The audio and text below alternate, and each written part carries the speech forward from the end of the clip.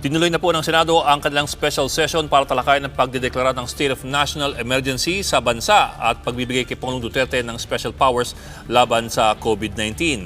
Para po sa karagdagang detalye, nasa linya ng telepono si News 5 correspondent Mean Los Baños. Mean. Yes, Sir Ed. Pasado alas 7 ngayong gabi, nag-resume ang sesyon ng Senado para talakayin ang panukalang batas para sa Emergency Subsidy Program habang humaharap ang ating bansa sa krisis ng COVID-19. Ang titulo, Sir Ed, ng nasabing panukalang batas ay Bayanihan to Heal as One Act. Sa ilalim ng Senate Bill 1418, an act declaring the existence of national emergency arising from COVID-19 situation. Si Senadora Pia Cayetano na Vice Chairman ng Senate Committee on Finance ang naglatag ng laman ng panukalang batas sa plenaryo. At sinabi niya agad na pangunahing misyon nito ay mabigyan ng gobyerno ng sapat na otoridad na maglaan ng pondo para tugunan ang pagsubok dala ng COVID-19. Ayon kay Cayetano, walang dapat ikabahala dahil may sapat na pondo ang gobyerno para sa mga gastusin at programang ipatutupad sa paglaban sa COVID-19. Wala raw dapat ipangamba ang taong bayan dahil may sapat daw tayong ipon at plano sa mga pagkakataong gaya ng krisis ng COVID-19. Siniguro ni Cayetano na sa ilalim ng panukalang Bayanihan to Heal as One na bibigyan prioridad ang 18 million na pinakamahihirap na Pilipino sa buong bansa. Ang 18 milyong mahihirap na pamilyang Pilipino daw na ito ay nasa ilalim ng informal economy o yung mga no work, no pay nating mga kababayan. Oras na maipasa ang panukala, bibigyan sila, Sir Ed, ng 5,000 to 8,000 pesos kada buwan sa susunod na 2 buwan. Pwede raw itong cash or kind basta ang prioridad ay pagkain. Higit 4 na milyon mula sa 18 milyong pamilya na ito ay nakakatanggap na ngayon ng 2,150 pesos kada buwan mula sa 4Ps o CCT program ng gobyerno. Kaya dadagdagan na lamang daw ang ayudang ito para umabot sa 5,000 to 8,000 pesos. Habang yung nalalabi, Sir Ed, na 13.5 milyong mahihirap na pamilya na hindi kasali sa CCT program, makakatanggap pa rin ng 5,000 to 8,000 pesos na ayuda para sa kanilang pagkain, gamot at pati toiletries. Ayon kay Senator Cayetano, ang total subsidy program na katakdang ipasa ng Senado ay nagkakataga ng 200 billion pesos para sa 2 buwan. Paliwanag ni Senadora Cayetano, may sapat na budget tayo para dito pero ang wala sa ngayon ay flexibility para gamitin ang available funds. Kaya kasama daw sa ipapasa nilang batas ang pagbibigay ng kapangyarihan sa Pangulo na mag-realign ng pondo mula sa General Appropriations Act o GAA, mula sa non-essential items papunta sa essential items, depende sa pangailangan para labanan ang COVID-19. Lahad pa ni Senator Cayetano, may 175 billion pesos ang gobyerno na available cash mula sa GOCC accounts. May 100 billion pesos din mula sa ilang national government agencies. Kaya in total, Sir Ed, may 275 billion pesos daw na pwedeng pagmula ng emergency subsidy program na ito. Kabilang din doon sa ipapasang batas ay ang pagbibigay ng kapangyarihan sa Pangulo kung kinakailangan ang pansamantalang pag-ooperate o yung wording nila doon sa speech ay temporary direct the operation ng mga privately owned public utility o mga negosyo para gamitin sa pagtugon sa pangailangan ng publiko kaugnay sa COVID-19 emergency. Gate ni Cayetano, ang panukalang ito raw ay hindi bago o kakaiba ang konsepto. Kasama rin sa kapangyarihan ng Pangulo ay protektahan ng publiko laban sa hoarding, profiteering at manipulasyon ng presyo ng bilihin. Git ni Cayetano, ang lahat ng kapangyarihang ito, Sir Ed, na ibibigay sa Pangulo ay valid lamang sa loob ng 2 buwan o kung hanggang kailan mayroong state of emergency sa bansa. Depende daw sa determinasyon ng Pangulo. Pero regular daw na magsusumite ng report ang Pangulo sa Kongreso tungkol sa realignment ng pondo para masiguro ang transparency at checks and balances. Sir Ed? Bok, doon kasi sa Kongreso, yung version ng lower chamber, nag-rewarding sila doon sa bahagi ng pagbibigay otoridad sa Pangulo para mag-take over ng mga private companies. For example, mukhang nag-melo sila doon sa Congress. Ang sabi nilang sa latest version ng Congress is take over. It's not even take over. The word is to direct. I think to direct the operations of Correct. Such things as private hospitals and hotels and transport companies as the need arises. Hindi na bale yung dun sa naunang draft na public utilities as well as other private companies as the need arises, and even telecoms. So at least sa Congress binago na yun. I'm wondering about the Senate. Did they also change the wording in the Senate or is it still the same? Exactly. Ganon din yung kanilang wording. Temporary direct the operation of privately owned public utility. Pero itong aking binabasa ngayon, Sir Ed, Ito yung pagkakasabi sa speech ni Senator Pia Cayetano. Wala pa tayong kopya ng mismong bill ha, pero as per dyan sa mismong provision na yan, naging controversial kahapon pa dahil nga kahapon ang wording dyan ay takeover. Ngayon, binago na rin po sa Senado, temporary direct the operation. Yun na lang din. Pero sa speech po kasi ni Senator Pia Cayetano, hindi niya inisa-isa kung ano-ano itong mga posibleng i-direct yung operation. Sinabi lang niya privately owned public utility or businesses, sabi niya. Pero ang alam ko kahapon doon sa draft na nakita natin, kasama nga dyan yung mga hotel, kasama nga rin yung mga telco as the need arises. So they have not yet amended that portion kasi yung kagabing version na mas malawak yung sakop ng takeover or the direction. Yung kahapon nga virtually all kinds of companies and public utilities including telcos ngayon dun sa Kongreso sabi nila we're just limiting lang to hospitals na privately owned and yung transportation and yung mga hotels, hindi na yung mas malawak. We're wondering lang kung if they did the same kind of tinkering in the Senate with that. Sa nababasa ko ngayon, coming from the speech ni Senator Cayetano at sa narinig ko rin kanina, walang paglalahad ano-ano mismo yung mga posibleng temporarily i-direct ng operation ng Pangulo kung kinakailangan, kung kasama ba ang hotel o telco. Basta ang sinabi lang po ni Senator Cayetano sa kanyang speech ay privately owned public utility or business affected with public interest to be used in addressing the needs of the public during COVID-19 emergency. And that's still the original. Hinihintay ko yung bill, sir. Baka nandun yung talagang nitty-gritty nito. Okay. Tapos, Bok, another thing that came up dun sa lower chamber, I don't know if it's been brought up in the Senate, there was some opposition to allowing the President to realign funds in the General Appropriations Act. In particular, ang sinasite na provision sa Constitution is Article 6, Section 25 that says, and we quote from the Constitution, no law shall be passed authorizing any transfer of appropriations. Tama. However, the President and the Senate President and the Speaker may be authorized to augment any item in the GAA from savings in other items of their respective appropriations. So kung galing sa savings, wala raw problema yon sabi ng Constitution. Pero no law can be passed daw transferring appropriations per se.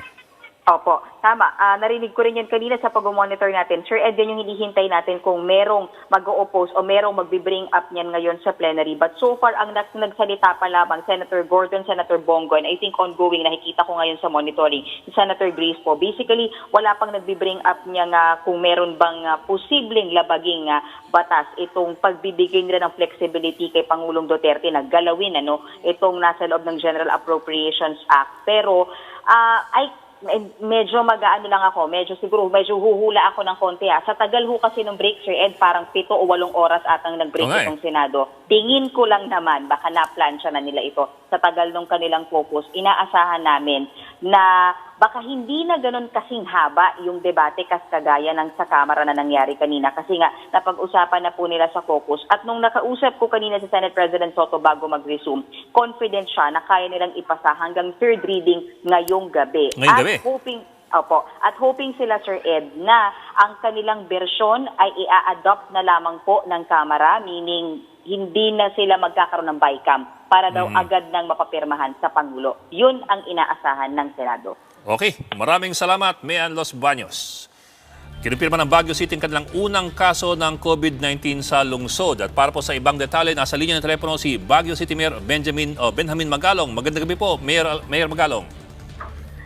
Good evening, Ed. Hi, sir. Good evening po sa ating mga nagkapakinig. Yes, sir. Thank you po for joining us. Kamusta po ang Baguio? Let's look at the big picture muna. Kamusta ang Baguio with the quarantine? Ang ganda naman dahil maganda yung cooperation ng mga constituents natin dito at talagang sumusunod sila sa ating mga provision at guidelines. Meron lang tayong konting problema sa konting mga pasaway. Kaya nga, unti-unting nag-aaresto ng ating kapulisan. One time, 132 ang naaresto natin due to violation ng curfew hours. Pero nung dinetail lang naman namin sila sa isang open na lugar at sinigurado namin sila na magkakalayo sila. Wala naman nirelease din natin sila mga 5 o'clock in the afternoon. Wala naman po mga turista siguro na umakyat sa Baguio ngayong ganitong panahon na to. Ay, definitely wala na. At konting-konti na umaakyat dito sa Baguio. Mas marami na nga bumababa dahil marami pa rin mga estudyante na stranded at mga workers na nawalan na ng trabaho, na hinto na yung kanilang trabaho, kaya gusto na rin nilang bumaba.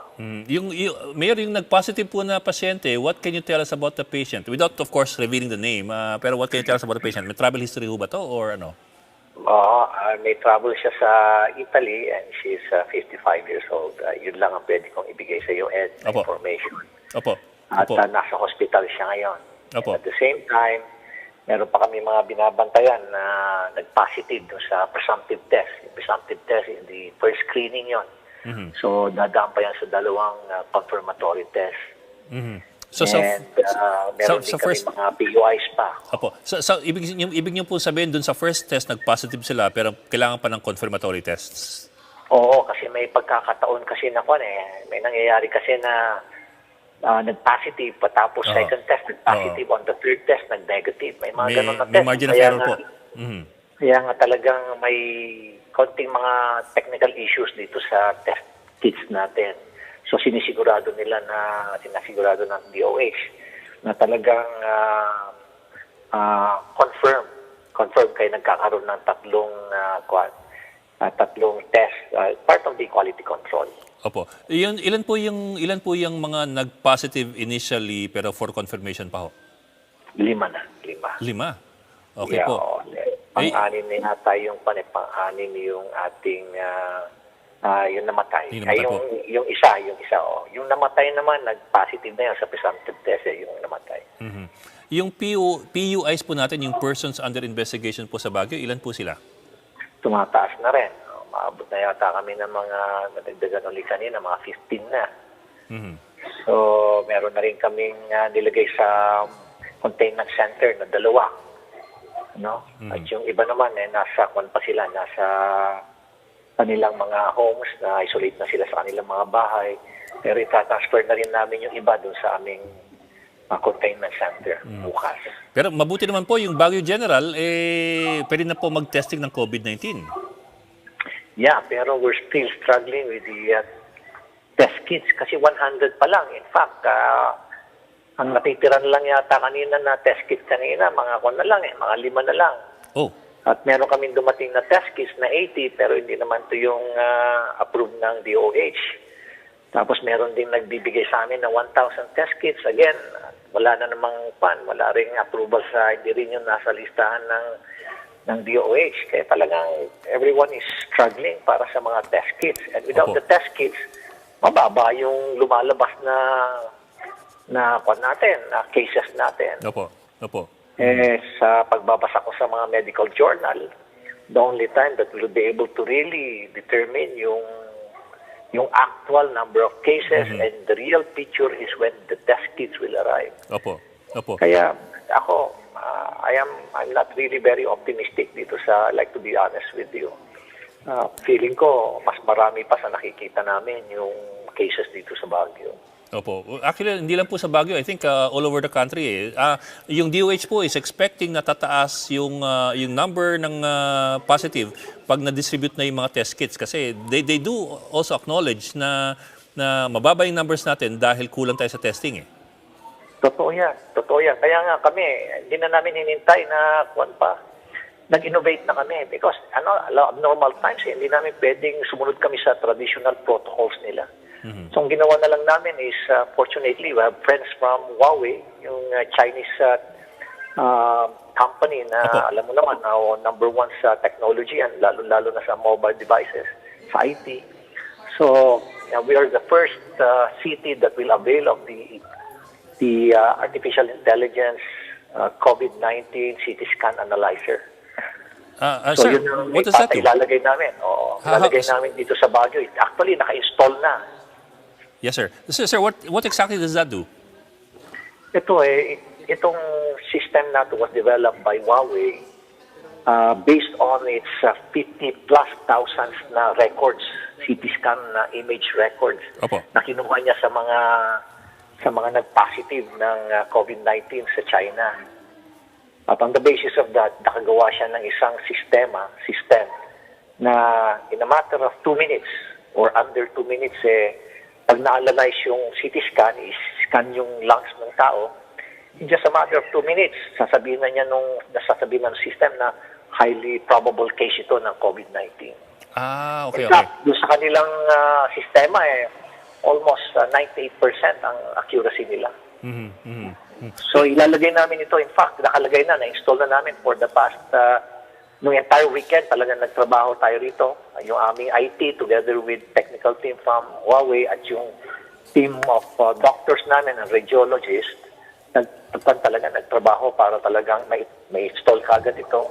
In just a matter of 2 days, na-install kagad. So may konti lang kaming ginagawa ngayon doon sa CT scan room para ma-isolate talaga at hindi maka-infect pa ng ibang o mag-contaminate yung area. Baka bukas ng hapon, umpisa na namin yung first live patient, first patient namin. Yan po is So 2 minutes lang. 2 minutes lang, unlike yung screening test natin dyan sa test kits natin na inaabot ng 4 to 5 days. In fact, isang kaibigan ko sa Manila, inaabot ng 7 days. Pero po yung bagong sistemang yan, that's only to screen for possibilities of COVID-19. Hindi pa yan yung It's a screen test. It's a screening tool. It's a screening tool na tutulong sa aming doctors. Final say pa rin yung aming mga doctors. Pero malaking bagay ito. At least, alam mo kasi, hindi natin pinag-uusapan dito yung one day matters to Hindi. Every minute matters tayo rito. Every second matters. Opo. Habang naghihintay tayo ng confirmatory test at wala tayong contact tracing, wala. So yung early detection is actually critical, crucial sa anti-coronavirus campaign natin. So ito yung gagamitin namin ngayon. It will be the first local government unit na gagamit nito. Well, perhaps other LGUs should also look into what you're doing right now. Yes, may kumokontak na sa amin, ibang LGUs nung nakita nila sa aming Facebook na anytime soon patatakbuhin namin to. And after lunch, bukas, patatakbuhin na namin to. At in a matter of siguro in one day, makaka-scan kami ng mga 20 patients a day. Tuloy-tuloy yan. At malaking tulong sa amin yan sa pag-screen. Dahil kung hindi, mapupuno yung aming containment center, pati yung aming mga hospital kung basta na lang tayong naglalagay ng tao doon. Mapupuno yan, ma-overwhelm yung natin, ma-overwhelm yung ating system. Dahil feeling ko, dadami pa Opo. Well, maraming salamat po. Mayor Benjamin Magalong ng Baguio City, good luck po and best wishes. Pinapaalala po namin na kung sa tingin po ninyo, meron kayong sintomas ng COVID-19, pakitawagan lang po ang number na ito. 02-894-26843. Again, that is 02-894-26843 o kaya ay 894-COVID or COVID. Kung kayo naman po ay PLDT or Smart subscriber, you can also dial 1555 on your phones. So please do take note of these numbers.